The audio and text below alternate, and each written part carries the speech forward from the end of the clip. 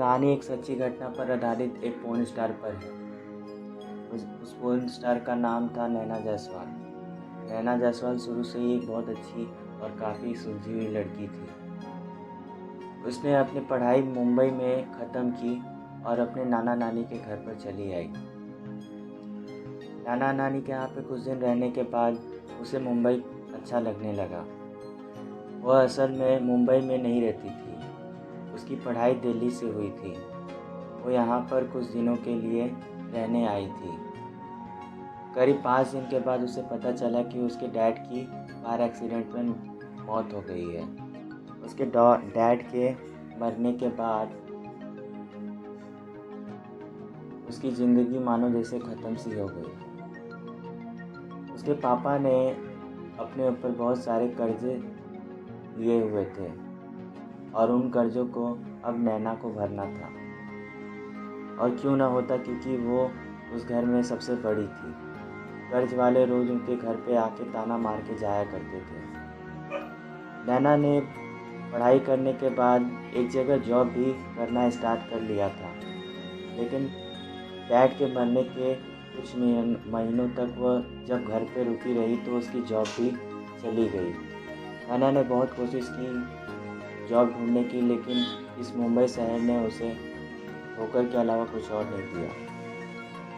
वो परेशान होती हुई एक दिन अचानक जुहू बीच पे बैठी हुई थी।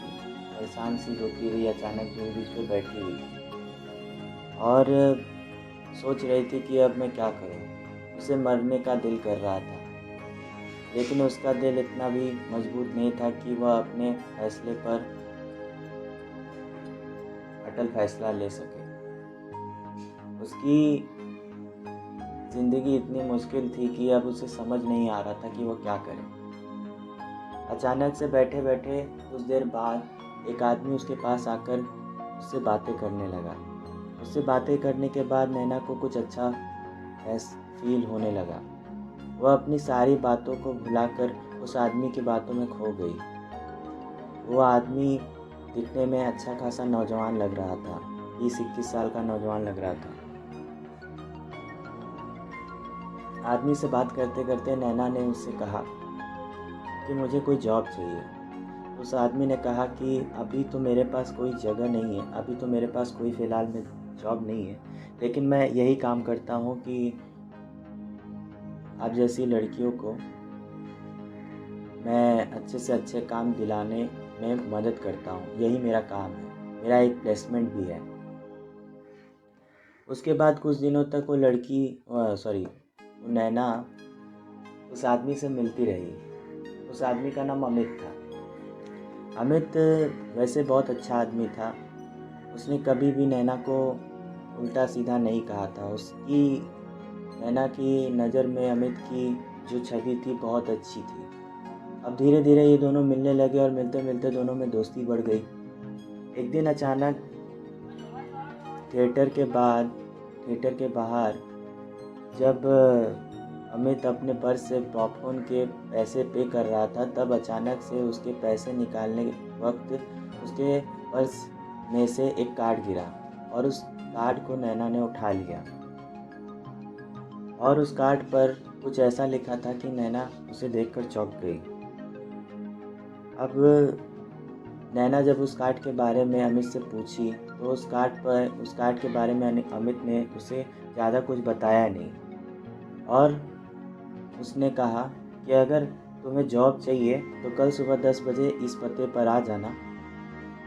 मैं ये पता लिख कर तुम्हें दे रहा हूँ और तुम्हें जॉब मिल जाएगी और तुम्हें अच्छे पैसे भी मिलेंगे, जिससे तुम अपने पापा का कर्ज उतार सको।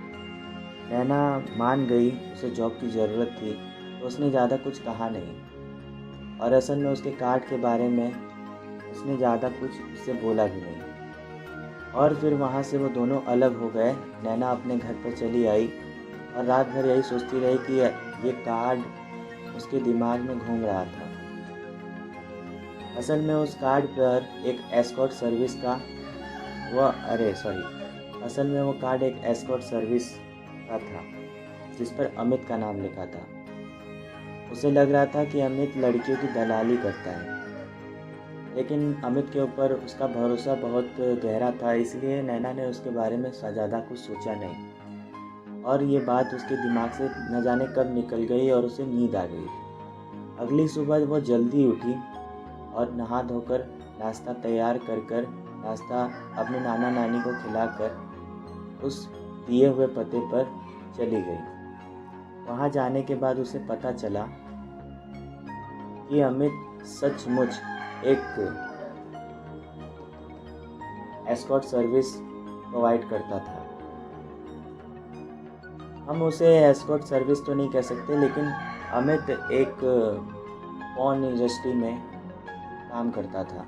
उसका काम यही था कि नई नई लड़कियों को उस कंपनी में वो काम दिलाता था। अब नैना को काम तो चाहिए था, लेकिन उसने ये नहीं सोचा था कि उसे ये काम करना पड़ेगा और इससे उसकी छवि जो थी पूरी दुनिया में वो ख़राब भी हो सकती थी। जब नैना को ये पता चला तो वो बहुत गुस्सा हो गई और उसने अमित को काफ़ी बुरा भला कहा और वहाँ से रोते हुए चली गई। लेकिन कुछ दिनों के बाद जब घर पे कर्जे वाले ताना दे देकर उसके दिल को छलनी कर गए, तो उसे समझ में आने लगा कि अब उसे वो काम कर लेना चाहिए और मजबूरी में आकर उसने वो काम करने के लिए हाँ कह दी। जब वो पहली बार गई तो वो बहुत ही ज़्यादा डरी हुई लग रही थी। उसने कहा कि मैं सिर्फ फ़ोटो शूट करूँगी, मैं किसी के साथ सेक्सुअल इंटीमेसी नहीं करूँगी। तब अमित ने कहा कि ठीक है, लेकिन उसके तुम्हें कम पैसे मिलेंगे। तब नैना ने कहा कि कुछ नहीं से अच्छा तो कुछ तो मिले। तब नैना ने उसे हाँ कहा और फिर उसकी फ़ोटो शूट हुई। उसे सबके सामने कपड़े उतारने में बड़ा दिक्कत हो रहा था और असल में उसने कभी ऐसा काम किया नहीं था, तो पहली बार उसे काफ़ी ज़्यादा दिक्कतें आ रही थी। लेकिन कुछ देर के बाद उसकी ये दिक्कत ख़त्म हो गई, क्योंकि वहाँ पर एक लड़की उसकी काफ़ी ज़्यादा मदद करने लगी। उसने कहा कि ऐसे पोज़ करो, ऐसे खड़े रहो, ऐसे करो। उसके बात करने पे, उसके समझाने पे नैना काफ़ी ज़्यादा समझ गई और उसने वैसे ही किया जैसे उस लड़की ने कहा। अब फ़ोटोज़ तो शूट हो गए थे और पैसे भी उसे मिल ही गए थे और उसे समझ में नहीं आ रहा था कि इन पैसों का क्या करें। और उन फ़ोटोज़ पे उसका कोई हक भी नहीं था। अब उन फ़ोटोज़ को वो लोग कहाँ और किस तरह शेयर करेंगे, यूज़ करेंगे, उसका भी पता नैना को नहीं था। ऐसे ही कुछ दिन चलते गए, लेकिन ज़्यादा कुछ अर्न नैना उस चीज़ से कर नहीं पा रही थी। उससे ज़्यादा ही कुछ चाहिए था, लेकिन वो समझ नहीं पा रही थी कि क्या करे। तो एक रात नैना ने ये डिसाइड किया कि अब वह फ़ोन इंडस्ट्री में उतरेगी और वीडियोस भी बनाएगी। तब नैना ने अमित को कहा कि तुम मुझे एक ऑफ़र दो और मैं इसमें काम करना चाहती हूँ। नैना का फिगर काफ़ी अच्छा था, तो अमित को उससे काम दिलाने में ज़्यादा दिक्कत नहीं आई। नैना को उसने तुरंत ही काम दिला दिया और फिर नैना वीडियोस भी बनाने लगी। शुरू में उसे काफ़ी अच्छा नहीं लग रहा था, लेकिन बाद में फिर वो एकदम फ्री हो गई। स्टार्टिंग में उसकी वीडियोस ज़्यादा पॉपुलर नहीं हुई। स्टार्टिंग में उसे कोई जानता नहीं था। उसे पैसे तो मिल रहे थे, लेकिन उसे संतुष्टि नहीं मिल रही थी और साथ में ही उसका दिल भी ये काम करने के लिए मना ही करता रहा। लेकिन उसका दिल ये करने का नहीं कर रहा था और ऐसे ही कुछ दिन निकलने लगे। एक दिन जब उसका वीडियो शूट हो रहा था तब एक लड़के ने उस पर कुछ ज़्यादा ही ज्यादती कर दी। और असल में ये लड़का उसे ये जानबूझ के नहीं कर रहा था, क्योंकि ये वीडियो एक हार्डकोर की वीडियो थी। इस वीडियो में नैना के ऊपर अब्यूज़ होने वाला था। नैना को ये पहले से ही पता था। इस वीडियो पर उसने हाँ भी कर दी थी कि इस वीडियो पर उस पर थप्पड़ मारे जाएंगे, थूका जाएगा, उसे लातों से मारा जाएगा, उसे पीटा जाएगा, काटा जाएगा। ये जानते हुए भी नैना ने वो वीडियो बनाने के लिए राज़ी हो गई थी। लेकिन जब उसे यह पहली बार करना पड़ा तो नैना काफ़ी ज़्यादा गुस्सा हो गई, और गुस्सा होने के बाद उसने उस एक्टर पर जमकर थप्पड़ बरसाना शुरू कर दिया। और इसके वजह से वहाँ पर बैठे डायरेक्टर्स और एक्टर की नज़र में उसकी छवि खराब हो गई, और इससे उसके काम पर भी असर पड़ने लगा। अब धीरे धीरे नैना के साथ कोई काम नहीं करना चाहता था। नैना को काम मिलना बंद हो गया था। अमित ने भी उससे बात करना बंद कर दिया था। फिर ऐसे ही कुछ दिन अपने घर पर बैठे बैठे नैना ने सोचा, और सोचते सोचते उसे उस लड़की का ख्याल आया जो पहली बार जब वो शूट पे गई थी तब उसने उसकी मदद की थी। उस लड़की के बारे में सोचते हुए उस लड़की को उसने कॉल कर दिया। उस लड़की का नाम नेहा था। नेहा ने उसे कहा कि यार, मैं तुझे काम तो नहीं दिला सकती, लेकिन एक आदमी से ज़रूर मिला सकती हूँ कि जो तुम्हारी मदद कर सके। और नेहा ने उस आदमी का उसे नंबर दे दिया। जब नेहा ने उससे बात की तब वो आदमी समझ गया था। उस आदमी का नाम मुकेश था। मुकेश ने जब उससे बात की तो मुकेश समझ गया था कि ये वही लड़की है जिसने इंडस्ट्री में अपना नाम खराब कर लिया है। तब तक वो जानती थी कि मुकेश पोर्न इंडस्ट्री में एक बहुत बड़ा सफल डायरेक्टर भी था, और अब उसे छोटी मोटी कंपनियों में काम नहीं करना था, उसे किसी बड़े कंपनी में काम करना था। उसे पता था कि अगर वो बड़े कंपनी में काम करेगी तो बड़ा नाम होगा, बड़े पैसे मिलेंगे, बड़ा फेम मिलेगा। इसीलिए वो छोटे मोटे कंपनियों में काम करने से अच्छा किसी बड़े लेवल पे काम करना चाहती थी। इसीलिए उसने मुकेश को फ़ोन किया। मुकेश उससे बात करने के बाद उसने उसको मना कर दिया। मुकेश असल में जानता था कि ये वही लड़की है जिसने इंडस्ट्री में अपना नाम खराब कर लिया है। अब नैना के पास कोई दूसरा रास्ता था नहीं, तो उसने कहा कि मैं फ्री में वीडियो शूट करने के लिए रेडी हूँ, मैं तुमसे कोई चार्ज नहीं लूँगी, तो क्या तुम राज़ी हो मेरे साथ काम करने के लिए। जब मुकेश ने ये बात सुनी तो मुकेश ने एक अच्छी अपॉर्चुनिटी हाथ में लेते हुए ये मौका उस जाने नहीं दिया, और उसने हाँ कह दिया। अब नैना ने वीडियो शूट कर लिया। वीडियो शूट करने के बाद उससे पैसे नहीं मिलने वाले थे, इसका कोई गिला नहीं था उसे। वह बस अपना नाम करने के लिए, अपना नाम छोड़ने के लिए इस दलदल में आई थी इस बार, और उसका ये काम सफल भी काफ़ी हुआ। वो वीडियो बहुत ज़्यादा वायरल हो गई, और इतनी ज़्यादा वायरल होने के बाद वो काफ़ी ज़्यादा मशहूर हो गई।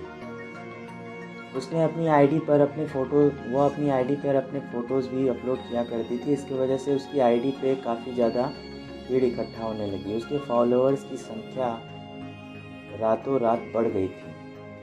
अब उसे एक नई ज़िंदगी, नया मुकाम मिल गया था। धीरे धीरे करके उसने अपने पापा के सारे कर्जे भी चुका दिए थे, लेकिन अभी भी वह बिल्कुल अकेली सी और मायूस सी रहा करती थी। और ऐसे ही रहते रहते उसे ड्रग्स की भी आदत हो चुकी थी। अब वो वीडियो शूट पे कम, ड्रग्स की हालत में ज़्यादा होती थी। उसकी ये ड्रग्स लेने की आदत वीडियो बनाने के दौरान ही हो गई थी।